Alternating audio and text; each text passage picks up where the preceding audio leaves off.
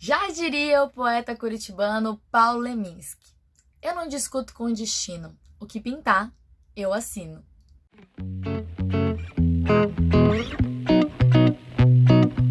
Olá, meu nome é Feline, eu sou professora de filosofia e este é o canal Felinista. E hoje nós vamos falar sobre a filosofia estoica e principalmente sobre o conceito de aceitação do destino. Mas antes de a gente começar, eu queria pedir para você que está chegando agora aqui no canal e não é inscrito se inscrever, porque eu vejo que muita gente que assiste os vídeos do canal não é inscrito. E se você já é inscrito, já coloque aqui o seu joinha para esse vídeo chegar muito mais longe, né? Ajudar esse conhecimento filosófico chegar a muito mais gente. Bom, gente, então pra gente começar a falar do estoicismo, vamos caracterizar um pouco o período histórico, né, dos estoicos, que é uma filosofia helenística, né? Vem ali posteriormente a Platão, posteriormente, né, a Aristóteles, na verdade, mais propriamente. E a gente tem nesse período não só o estoicismo, mas também o epicurismo, o ceticismo, o cinismo, né? Outras correntes filosóficas helenísticas também. Inclusive, se vocês quiserem vídeos sobre as outras correntes filosóficas, coloque aqui nos comentários. Professora Feline, pelo amor de Deus, eu quero um vídeo sobre ceticismo, eu quero um vídeo sobre cinismo, eu quero um vídeo sobre epicurismo, que eu atendo os pedidos de vocês. Às vezes a gente demora um pouquinho, mas a gente atende, porque tem que preparar tudo no roteiro, estudar bem, né? É uma responsabilidade.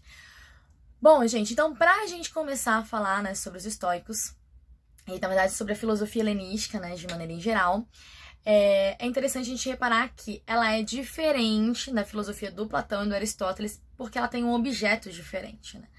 Digamos que a filosofia do Platão e Aristóteles está bem preocupada em compreender a realidade, em chegar a uma verdade e também pensar em como a gente pode viver bem coletivamente e ter um bom estado. Já as filosofias helenísticas, elas são mais preocupadas com uma questão de como que nós podemos ser felizes no mundo tão instável, por exemplo, né? E falar muito mais de particularidades, assim, né? Então, essas noções mais universais que a gente tem ali no Platão e no Aristóteles, elas vão sair um pouco de cena quando a gente tiver essas correntes helenísticas aparecendo. No vídeo de hoje, a gente vai falar especificamente sobre os estoicos e mais especificamente ainda sobre a questão do destino. Então, né, vou me atentar mais a isso. Se vocês quiserem mais sobre as filosofias helenísticas, só pedir aí, que aí eu faço, tá bem? Bom, eu vou dar uma olhadinha aqui volta e meia, porque tem bastante informação para eu falar sobre a filosofia estoica, certo?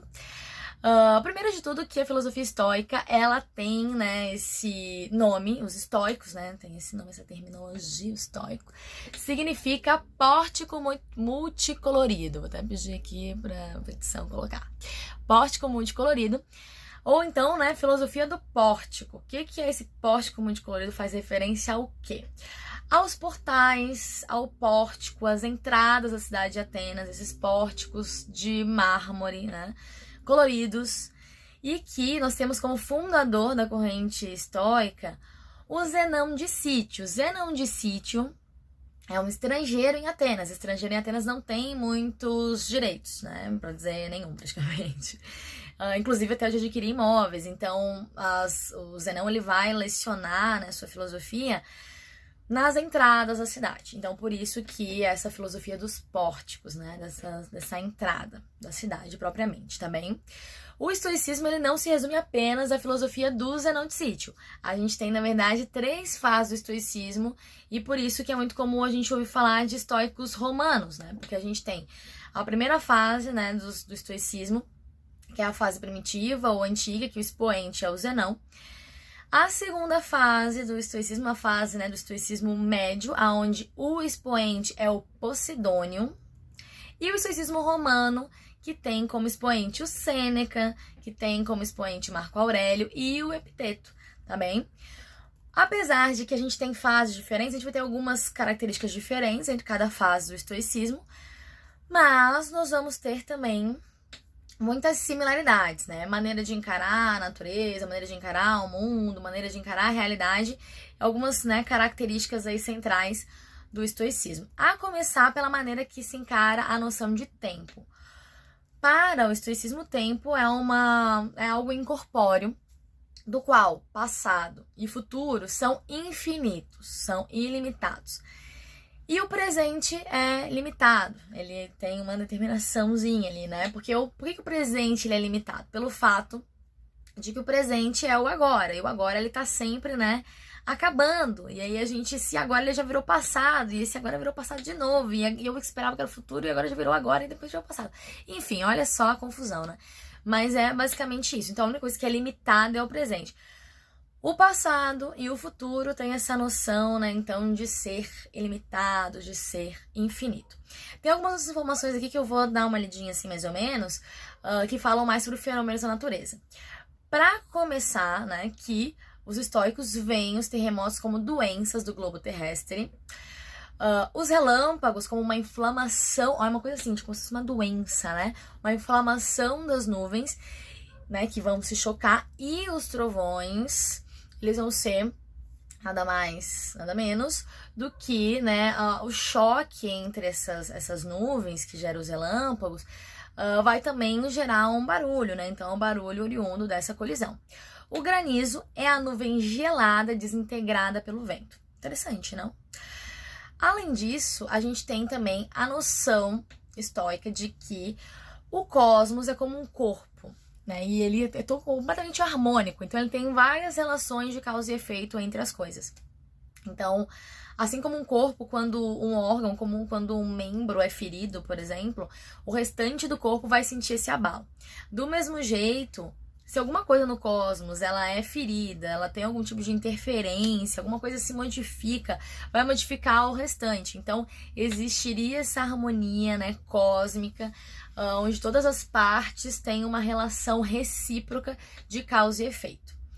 Essa noção de que existe um nexo inviolável, né, entre as coisas do cosmos faz com que os estoicos considerem que existe sempre uma sucessão, então, determinada de fatos e que existiria, então, uma noção de destino.